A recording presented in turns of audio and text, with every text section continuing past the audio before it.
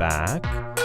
We are now in part 7 of the ThinkFast Nerdcast here. So we've done the gaming segment, which we were running a little bit overboard because we were having too much fun. Way too much fun. So now we're into the nerd part of the podcast. So the first topic this week, as my shirt would suggest, we're going to be talking a little bit about Superman. Yes, and the brand new show, Krypton. But before we get into that, let's just talk a little bit about Superman. So, again, my name is Chris. And my name is Sai. And welcome to the ThinkFast Nerdcast. And we're talking about Superman this week to start it off. So, there are many different versions of Superman throughout TV and movie history. In this case, what would you say your favorite portrayal of Superman is? Favorite actor, favorite movie or show, whatever the case may be. Just one. Okay, so I haven't seen some of it, actually. I haven't seen Smallville or any of those ones from before. Get out. Okay, get out of my house. But I think I like the new Superman. Henry Cavill is his name? Yes. So I think he's portrayed it really well. And I like what DC's doing with the Superman this time around, trying to make him a little bit cooler, because he's kind of vanilla throughout. So he is. He's kind of. So the problem with Superman, and I think I touched on this a little bit in one of the earlier podcasts, but the issue with Superman and why he, for me at least, tends to go on the boring side sometimes is because he's invincible. Mm-hmm. He can't be killed, other than the fact that he was killed in the last movie. But for the most part, any villain that goes up against him, you can't really beat him because he's Superman. Like any regular run-of-the-mill thug, that's it. It's over. And that's why the Superman movie Man of Steel was very good, because he was fighting other Kryptonians. So they were equal to his power. Like when Zod came down to Earth and he started becoming affected by Earth's yellow sun and started getting the same power Superman had, that made it interesting because you had a match for him. But it's tough trying to put a villain into, like, for example, the Justice League movie. Yeah. So that's pretty much why they had to kill Superman. So basically, they had to kill Superman in order for Steppenwolf to be able to come back to Earth and try and take over, because Steppenwolf was basically like, well, fuck, as long as Superman's alive, I'm not going to be able to do it. So as soon as he died, that's what made him come back to Earth. One other thing that we didn't touch on, I don't think at all, when we were talking about Justice League. So we'll just quickly... I'll mention this. We'll come back to it later because we tend to tangent off a lot. But Green Lantern made an appearance in the Justice League movie. Oh, really? Yes. Really? So there was a bit of a cameo by some of the Green Lanterns in one of the earlier scenes of Justice League. But we'll come back to that. Okay. So talking about Superman again. So that's why, to me, I like Henry Cavill's portrayal of the character, because he's got that pompous, kind of borderline arrogant goodness to him. Yeah. Like, Superman's so frustratingly good sometimes, in the sense that, like, he's not willing to break the rules, he's not willing to kill, he's not willing to injure people. So, and my issue with Superman was, before all the movies and everything came out, was that he just kind of stood there. Like, everybody would be in a fight and people would, like, dodge and move and stuff like that, but he just stood there. He took a missile to the face, and of course nothing happens to him. So it was like watching him in a cartoon show or a TV show. It was really boring. I wouldn't really talk about the old Superman movies where he spins around the world and makes it go back in time and all that. God. So that's just... rest in peace, Christopher Reeves. Yeah, but... anyway, so who's your favorite Superman? See, it's really tough, because if we're going purely based on... So I have two favorite Supermen, but they're for two very different reasons. And he gives me just one. So, if I had to pick, I'd say overall I really prefer Henry Cavill. I think he's fantastic as Superman.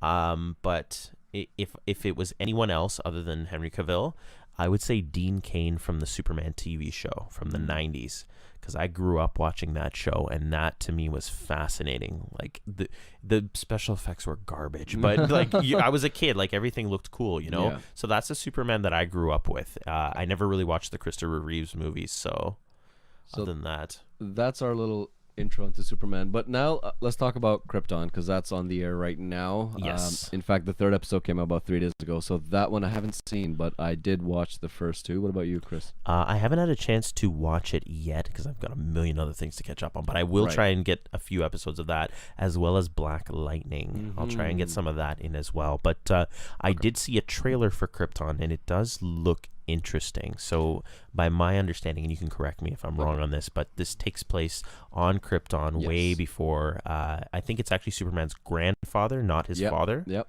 So that's the interesting part about this, is that it's his grandfather, who's been mentioned in the comic books, but he's just sort of mentioned as, the relationship he has with Superman's dad, which is Jor-El, and this guy's name is Sag-El.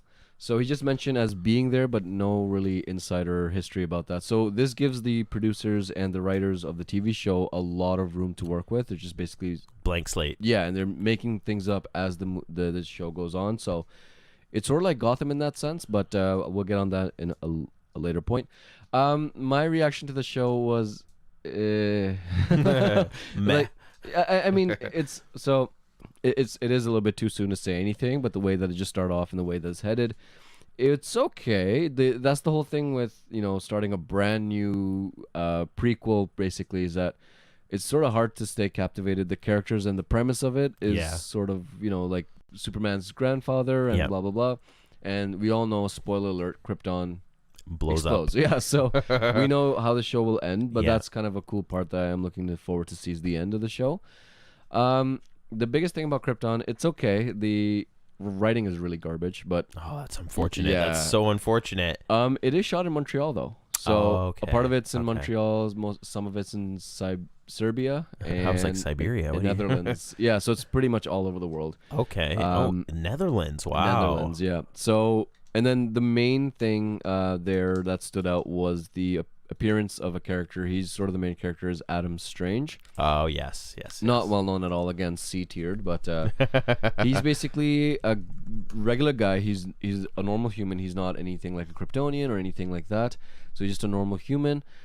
He's an archaeologist. That's what his his backstory is, and then he discovers something to do with the Zeta beam. It's some space nonsense. Yes. So he can time travel. Basically. So he's actually from the planet Ran. And the Ran race, as well as the Thanagarians in the comics, have like a feud going on, and they can all fly. Now I don't know whether they can. I'm pretty sure it's jetpacks that they used to fly around, but yeah. So that's primarily where I know Adam Strange from, is the Ran Thanagar War. But other than that, he's. I feel like there's a very different portrayal in the comics than there are in the TV shows, because of course you have to kind of branch off at some point. But and this is what some of the writers said, that because he can travel back in time, and not back in time, but he can travel to different universes. It kind of gives the idea that there would be more characters coming through with whatever planet travel system he has going on. Yes. So they do kind of highlight the fact that there would be some of the characters, not ones that were overly well known or overly familiar with, but names that are sort of big in the DC universe. So that's the other thing I'm looking forward to see, what kind of characters show up on that show. But overall, the show is sort of bland. It's that's so unfortunate. The development's really fast. The first 2 episodes, so much happens, and you're like, oh, okay, so we're just speeding through. Basically, we've done all of the arcs in one episode, and the next one, Krypton explodes. Yeah, and so I don't know. We'll see how the show goes. Right now, I'm giving it like a 6 out of 10, 6.5 out of 10. It's not anything overly impressive. Yeah. It's not like how, we'll go into it, is Gotham. Yes. Now, Superman does not have any iconic, extra characters, so it's kind of hard to stay focused into the Krypton. Especially when we're dealing with an era of Superman that nobody really knows. Like it's Superman's grandfather, so we don't know any of the people that were around during that time. Even they're all brand new characters that the writers just came up with. There's 4 different houses. The House of L, House of Zod, House of S or Vex, and there's one more. So it's sort of like the way it is. It's almost Game of Thrones-ish. There's one house that is the military. They sort you into different divisions. There's military, there's science, and there's arts. I'm not 100% on that. Something But like I know that. there's military and Something science for with sure. politics. So the predominant houses are sort of in charge. It's a military dystopia kind of thing. House of L is, well, it's wiped out because the grandfather of Seg L, who's the main character, who's the grandfather of Superman, does some research and it goes wrong, and then he says that there's other people out in the universe, and there's Brainiac who's coming to destroy the planet. So then he gets, Yes, Brainiac. He's a very interesting character. and they showed a little bit of him on the show, so that looks pretty cool. I'm looking forward to more of that. But it's basically the House of L gets wiped off because they're labeled as traitors. So the house is disbanded or unnamed or something like that, and then they're moved down to the slums. And now this is a story of Seg L, who is trying to build up his house back, and it's his story in this sense. I am interested to check it out. I will definitely have a look because I'm very interested in all things Superman. But so I was mostly correct here. So for the guilds, there are guilds on Krypton. It's the Military Guild, the Science Guild, the Artists Guild. So I got that one right. But there's two other ones: the Religion Guild and the Labor Guild. So the Labor Guild is kind of like getting Lower everyday class. worker, lower class. Military Guild is actually one of the highest honors to be selected for that. So in the comics, at least, Zod, the House of Zod, mostly went into the military. Jor-El, from my recollection, was in Science Guild, if I'm not mistaken, or maybe Arts. He might have been in Arts, actually, because I think that's how he met. I can't remember his mom's name, but yeah. So it's a very guild-based society, very Harry Potter-ish, like you're kind of sorted into houses. It's one of those systems where your future is determined from when you're a certain age. They put you in that guild, and that's where you are. That's what you do for the rest of your life. And interesting thing about Krypton is that Kryptonians aren't by nature supermen. They don't have any special powers or anything like that. So when they're on Krypton has a red sun. So when you're under a red sun, you're just a normal equivalent of a human level of strength. So on Krypton, everybody's normal. But it's only when Kryptonians come to Earth that's when they get the superpowers. So it'll be interesting to kind of see where they go with that, because it's pretty much just a bunch of regular average dudes around Krypton. And Adam Strange comes into the show. First episode, he brings with him the cape of Superman, saying that I'm from an alternate reality where Superman is no longer there. So the cape of Superman is kind of like an hourglass. It's fading away slowly. So Sag-El is against a race against time to make sure that his grandson is not wiped out from Earth. So it's kind of convoluted at this point, but we'll see how it turns out. It is interesting. I do want to see more episodes. I'm not overly impressed by it right now, but then when I heard the premise of the show, I was convinced that this would be pretty much a waste of time, or not as interesting at all. So it kind of broke from that stigma, so it is doing well, and let's see how it goes. Fantastic. Well, and Superman's little S symbol is actually the Kryptonian symbol for hope. So it's not actually an S for Superman, but that's what their character is for hope. So it's S interesting. is for L, which makes no sense because that starts with an E. But anyway, they should have a guild of language. So I find it really interesting that you mentioned that Adam Strange comes to warn him that there's a world where Superman no longer exists. So it makes me wonder, does he come from the timeline where Superman died at the end of Batman vs. Superman? Or is this a completely alternate reality where Superman never existed? So Superman was there, but then he's either dead or no longer Superman. So that is the only thing we know. I wonder if it's related to the movies, although I highly doubt it, because most of the shows and movies, I don't know if they are not, but... Yeah, I don't think they really share a universe. I think the shows and the movies are very separate, because we already have a different Flash in the movies than we do on TV. So Flash is sort of on its own wavelength.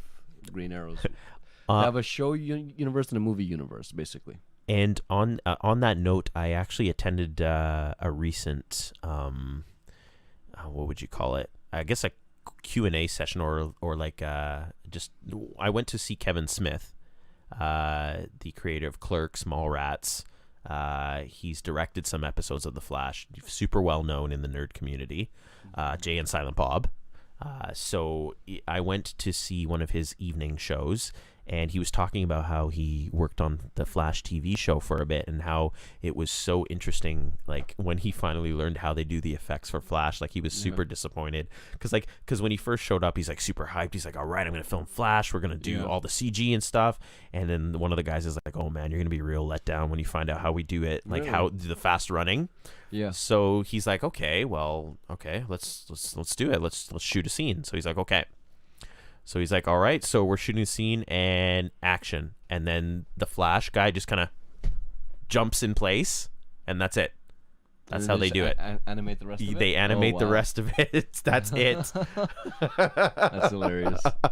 So he's like, oh man, like I was so hyped up, like I thought it was gonna be some big like he runs in normally and then they make it super speed, but nope, just wow, that's it. just animate the whole thing. Well, you know, they gotta save money somewhere, right? So yeah, making TV shows are not cheap. yeah. So if we want to keep seeing those shows we like, they do have to find a way to cut the corners somewhere. And I still don't think they're as popular as the Marvel TV shows. So and I'm pretty sure. So you said you haven't watched Smallville? no. Okay, so I'll be honest. Smallville is actually a really, really good show for probably the first 4 to 5 seasons. Okay. It's fantastic. Like I loved it. It is very teen. Yeah. So there's a lot of love stories and a lot of like special messages for kids and stuff going on. But it is a very good show. But what makes it interesting is that because of the budget, they of course want to limit what they need to do with special effects. So obviously he rarely flies. Right. So obviously how they explain this is that this is like Superman's teenage years, right? So he's still living in Smallville, which means that he's not acting as Superman. So he's trying not to be found out. Right. So you can't just go flying around, you know, trying to save everyone and just get yourself exposed. I mean, his mask of wearing glasses can only work. Oh, this is such a controversial topic for me. And that is the other thing that I hated the most about Superman. When I first learned about Superman, I was just like, so many things about him just don't make sense. How does he wear glasses? No one identifies him, and he has one curl on his head, and that's it. Brand new guy. But anyway, that's a rant. That's always bugged me. It's like, oh my god, are you kidding me? Like he just takes off his glasses and that's it. Like there's other people trying to like have body clones. and they've tried explaining it away in a number of different ways. One of the ways said that like Superman projects some kind of psychic field around him so that no one really puts the two together. Some other people try to explain it and like it's not just taking off the glasses. It's like how he talks, how he stands, how he walks, like his posture. Everything makes him seem like a different person, but it's stupid. It's like if Syed put glasses on, suddenly I think he was a completely different person. If he started slouching instead of standing up straight, no, you're gonna know who it is. It's ridiculous. Like, aren't you that guy, but just with a worse posture? Like, especially Lois Lane, who's actually a reporter. It's like, why is Clark Kent flying around the city? That would literally be my first thought. I was like, Chris, I just saw you in the air. What's Can you respond to my WhatsApp message? Yeah, it's like, no, that wasn't me. Clearly, I wear glasses. Was he wearing glasses? That was not me. Oh, you got me there, buddy. Sorry, man. Sorry for accusing you. No one's been able to reasonably explain it. It's just one of those things where you just need to forget about it. Of all people, Lois Lane. Okay, everybody else is like, fine. No one knows who Clark Kent is, but like Lois Lane should be like, oh wait, aren't you Clark, my coworker? The guy that I see every single day. Yeah. So anyway. That can take up a whole half hour there alone. So, moving on. So we were talking a little bit about Gotham, and I very, very much enjoy Gotham. Yeah. I think it's a fantastic show. I never really thought that I would get so much into the character of Commissioner Gordon, but well, he's not commissioner at the time, but it's such a great world, and like it's nice to kind of see a world where Bruce Wayne is still a kid. Yeah. He's still recovering from the trauma of his parents getting murdered. No, I haven't seen the recent few seasons where actually he starts to become Batman. So I haven't seen them either, and I hear the Joker's coming too. Yeah. I haven't seen that. So he came up as the Red Hood. You know, there's a lot of cool cameos. So actually, the writers with that show, they started off with just Commissioner Gordon, but it didn't really get that much traction. So they actually had to bring up the villains way earlier than they would originally be there. So they had to put in Penguin, Riddler. They had to kind of bring them on the screen so that Gotham would stay around. Falcone. Yeah. So I think they did a really good job, and they've got great writers, great actors on that show. Everybody does a fantastic job, I feel. But I really want to get back into that show because that's one of those guilty pleasures that I had that I watched it so much, and then I just got like overwhelmed with it, and then Yeah. I just stopped watching for a while. So I got to jump back into that because that was great. And I love Batman's my favorite superhero. Yeah. Superman's a close second, but Batman is my all-time favorite. So anything to do with Batman, I'm in. Like, even if it's the worst show imaginable, I'll watch the first few episodes. I'll be like, come on, there's got to be something in here. Yeah, I was into Gotham a lot, and then I sort of got distracted by Marvel, but Gotham was one of the shows that actually got me captivated, so that's something interesting about it. Yeah. I really want to see how the new seasons turn out, so I've yet to catch up on it. It's an hour episode, and it's like 200 episodes that I gotta go through, so just that alone has frightened me from watching it. But so on the topic of that, have you seen all the Batman movies, like the Tim Burton ones, Yes. the Nolan ones, and then the newer ones? all of them. Multiple times actually. So who is your favorite Batman actor? Actor Ben Affleck? No, said nobody ever.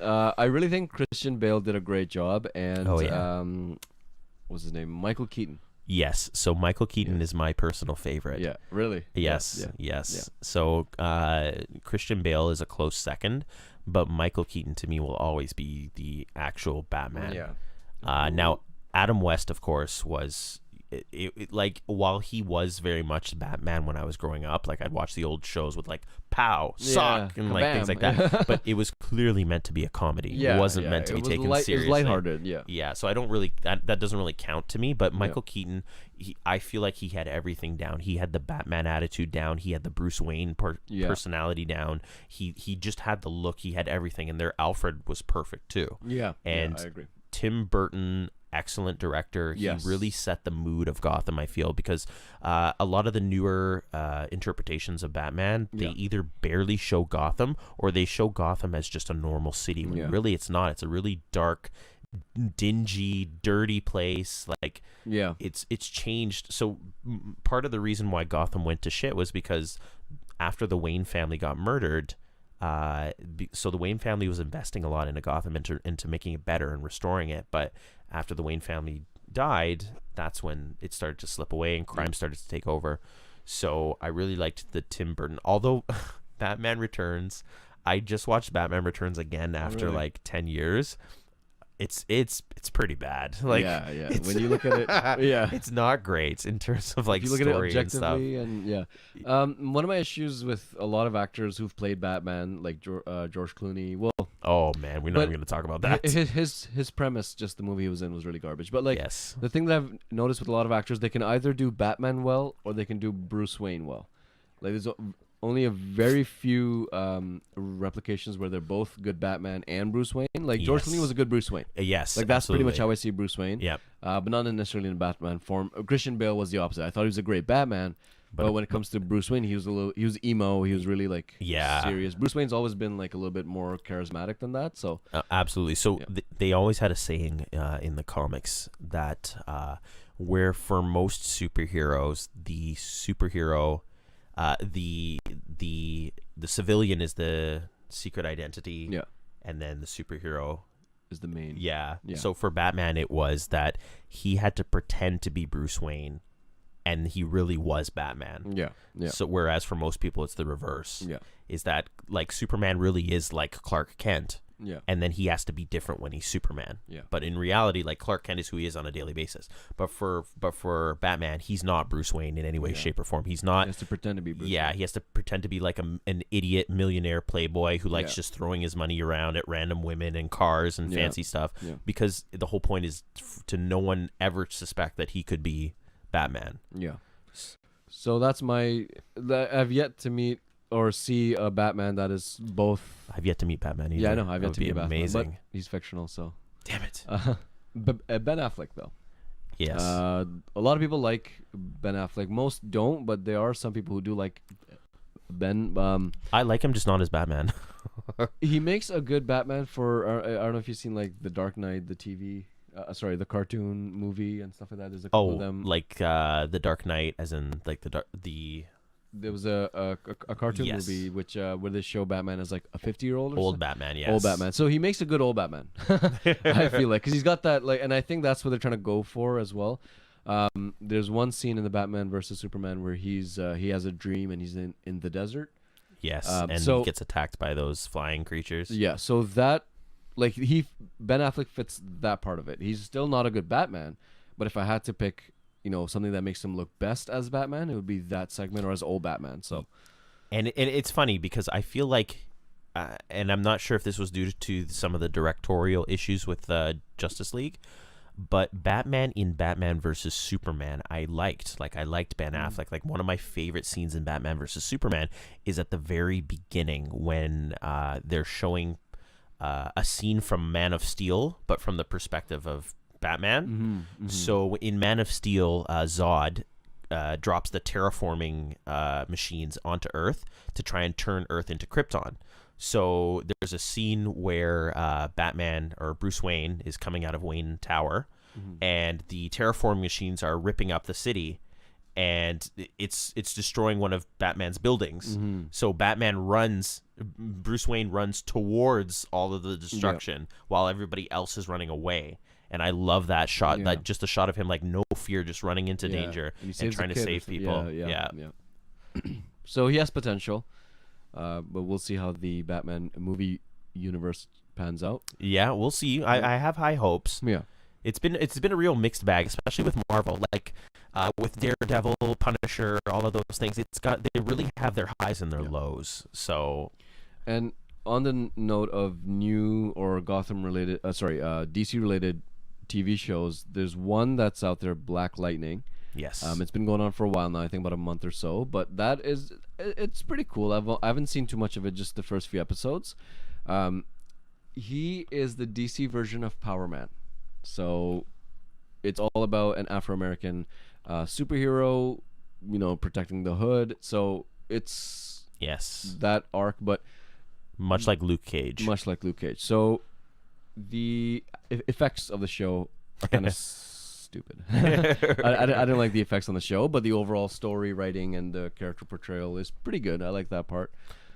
So sometimes what you got to do is when you're starting out a new show, you've got a shit budget to work with. Yeah. You're just praying that you write well enough for them to up the budget for season 2, so you can start doing some really crazy stuff. So that's where you really get into observing how and what they're kind of going with that show. Yeah. But it is really interesting. I like the concept of it, and it's portrayed well. One thing I'll say, it's on the lines of racial. So I know that they had to make a black character, but I hate the fact that they call it Black whatever, like Black Panther, Black Lightning. Like, I don't know, that to me is just you couldn't just call it Panther or Lightning. There's actually in DC, I was watching this really weird Suicide Squad TV, a cartoon movie that have Bronze Jaguar.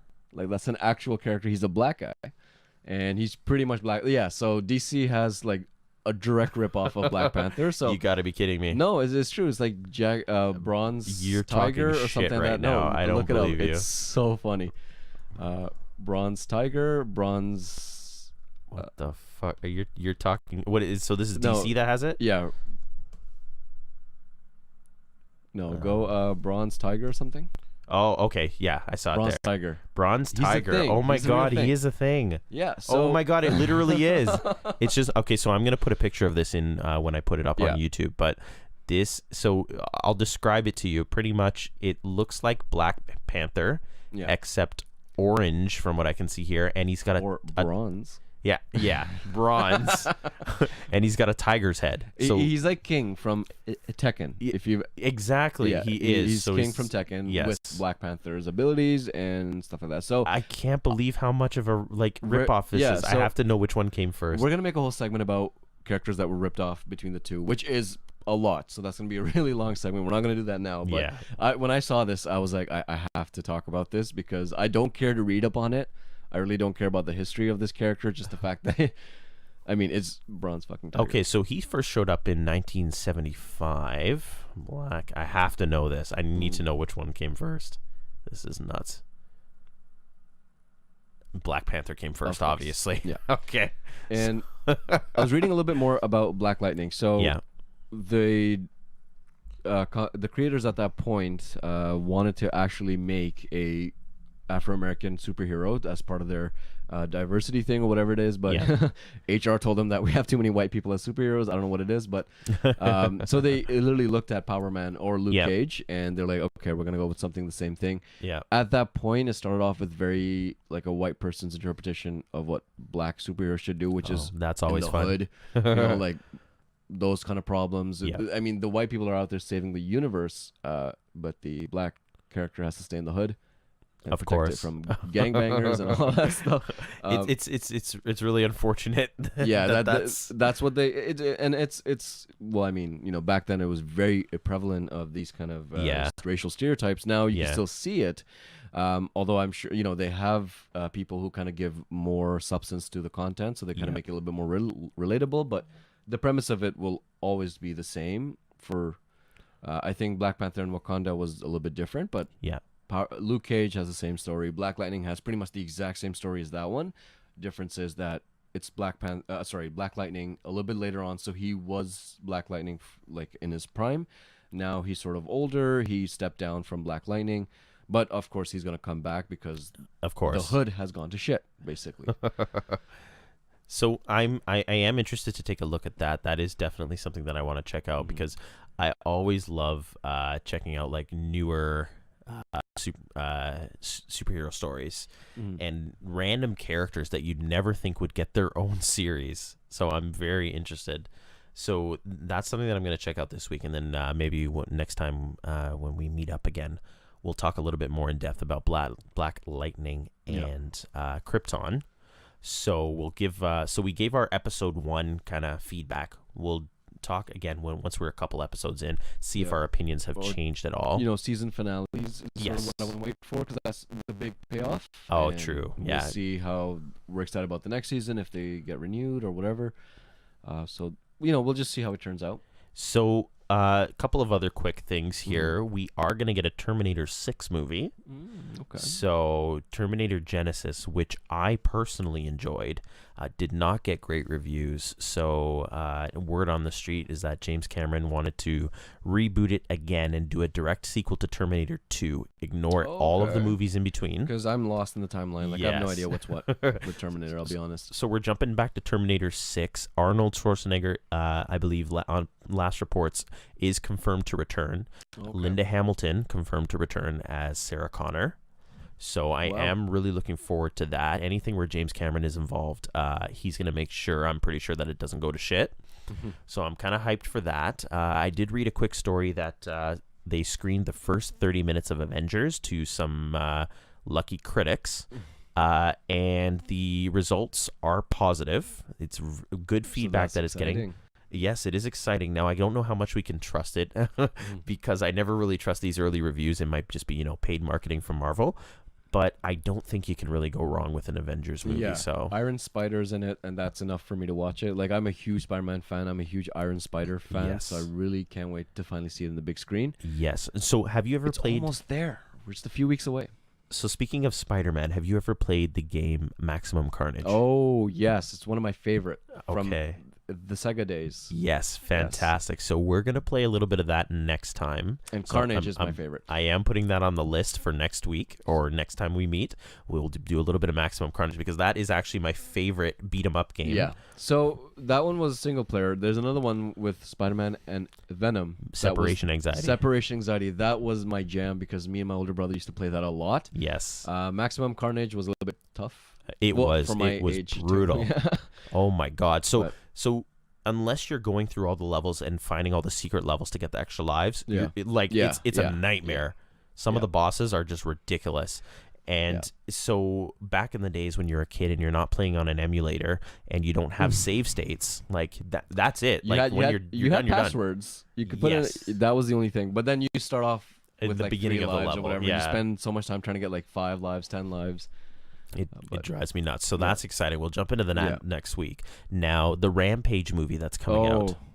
Now, so, my reaction to that was a little bit different when I first saw the trailer. I was like, really? Are they really that out of content for movies?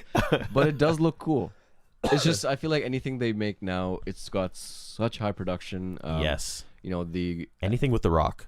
Yeah, and he's huge too. So, but I really want to know what Rock's character is because that's not Rampage is about the giant monkey thing, and So his character, based on the trailers, all I would say is that he's looking after this monkey who's or so gorilla he's like the like genetically, he must be genetically altered or something like that, or they're teaching him to do something smart. and he's like what Chris Pratt was to Jurassic Park. Exactly, to Blue. Yeah, The Raptors. So I'm interested to see that, and it's based on a video game, Rampage and Rampage World Tour. Video game, it was very fun. So I used to play Rampage World Tour in the arcades. Yeah, and basically the point of the game is you're actually 3 humans who have been mutated into these creatures, and I didn't know actually knew the backstory of that. yes, so that's what the original story was. So you're trying to break down all these buildings, and the more buildings you break down, the higher your score and stuff like that. And then if you get hit too many times, you revert back to human form and you die. So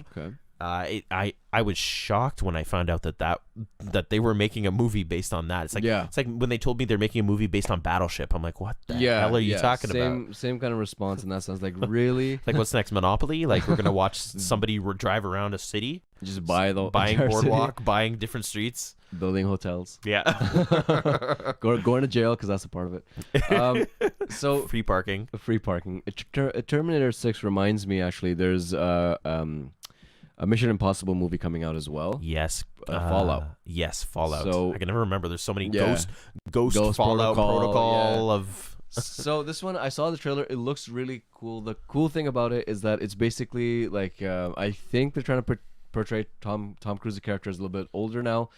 So all the stunts that he did successfully in the first few movies, this one he does not do it successfully. So he's crashing into cars. He's swinging down from the wire, and then it snaps and whatever. He's taking a few bumps. Yes, and So it's almost funny to watch it. So I want to see it in the theaters for sure. I am interested to see it because I've always loved the Mission Impossible series. Yeah. The only one that I'm not really fond of is the second one. Mission Impossible 2? Yes, that's my least favorite one. I like the directing. I think John Woo is a great director. But I think it was just so overacted, over emotional. Like the story was ridiculous. But I loved the first, the third, the fourth, the fifth. I'm shocked. Like I would have never thought when I saw Mission Impossible 1 that we'd now be at Mission Impossible 6. How many years later? Then again, I wouldn't think we'd be at Fast and the Furious 8 or 9 or whatever the hell we're at now. Mission Impossible, I don't have a favorite one because to me it wasn't like, oh my god, Mission Impossible is the shit. Yeah. I just like the effects. I just like the stunts they pull. So I watched it more for an action movie kind of thing. I wasn't into Mission Impossible that much just per se. For sure, Mission Impossible for me, the first one is my favorite, hands down, no question. I love the directing. I love that scene when they're breaking into the CIA and he drops down from the ceiling. That is it's so iconic. Genius. That is so if I watch that scene to this day, I'm still on the edge of my seat when he's hanging above there and he drops the knife. Oh my God. I used to like that until Ocean's 11 came out. Then I was more into Ocean's 11 kind of movies. Heist movies. Heist movies. Not as much as breaking into stuff and super spies and all that. Yeah. Which super spies segue to Johnny English. Oh yes, Johnny English is coming back for number 3. Yeah. So that he's completely really out of left field. Yeah. Rowan Atkinson is really he's got a lot of characters behind him here. He was on Blackadder back in the day. He also used to do stand up. Johnny English, of course, Mr. Bean is and it's crazy. He's super talented. He's 63. Wow. And 63. He hasn't been on the front lines as much anymore. Obviously, after Mr. Bean, he must have made so much money and popularity that he kind of just took a back seat. But it's good to see him back out again. And Johnny English was actually really funny. Maybe I was younger and whatever. If I watched it now, it may not be as funny. But definitely, it was a classic. No, I just watched it not too long ago, maybe 4 years ago, and I was still laughing hilariously. I don't remember much about the second, to be honest. I'll have to rewatch that too for the third. But yeah, other than that. But lastly, what we have is the First Purge, which is the Purge 4. So we're going back in time, and they're going to go to the first night that the Purge happened. So for those who aren't familiar with the Purge, get out from under a rock. But no, so basically it's about a movie where one night a year, all crime is legal. This may be the time where I say that I haven't seen Most of them. I know what it is. I know what the Purge is. Get out of my house. Okay, so And that's a wrap. so that's a basic premise, is that for one night of the year, all crime is legal, murder, whatever. So People go crazy. Yeah, people go crazy. They kill each other, and then like They steal, the next they day, riot. it's just like as if it never happened. But so they're going back to the beginning on this one. They're going to do the very first night that they decided to purge. It does actually look very interesting, so I'm excited to see it because I love the whole purge, the idea of the purge, the universe that they built. I think it's fantastic. So I'm pretty hyped for that. Now, I would love to see Purge from like a police officer's perspective. Like they'd be tracking down like serial killers and everything, and then just one night everything happens. They're like, okay, we'll just throw these files out. Yeah, and then and so that's an angle that I never really thought about. like so like if you're a cop on the purge night, and like Shit let's say you've happens. been trying to catch this guy for so long, you know he's guilty, but he got off. Yeah. Lawyer got him off. Yeah. That would be the night to get him. Or it's So- like, you know, the one night it's like 12:01, he committed a crime. You're like, oh, sorry, Purge ended. It's officially midnight. We gotta arrest you now. Gotcha, mate. You Or like- nicked. Or like a lonely little shop owner. He's like owner of the business. He gets robbed. And he's trying to file a complaint. Like, well, Yeah. sir, it is the Purge. Technically, they started robbing you at 11:59. So it's my life's work. Well, no, sir, it was the Purge. I'm sorry. You gotta go home. Stop, yeah, you stop coming to the police stock station. up on your purge insurance next year. So pay your That's premiums. the other angle. Insurance companies get your Purge special. Yeah. Get your purge here, 2-for-1 deal. So I think that'll We'll about wrap it up. Yeah, we'll wrap it up 'Cause now it's for just getting way too silly. nerd news. So thank you so much for whoever's watching live, for whoever's watching us on YouTube. We appreciate you too. Give us a follow, a like, a subscribe, whatever you want to do. All There's of our more of information this. is down at the bottom. We'll be back for our last quick little personal segment, and then we'll call it a week. All right. Thank you so much for joining us. Take care. See you soon.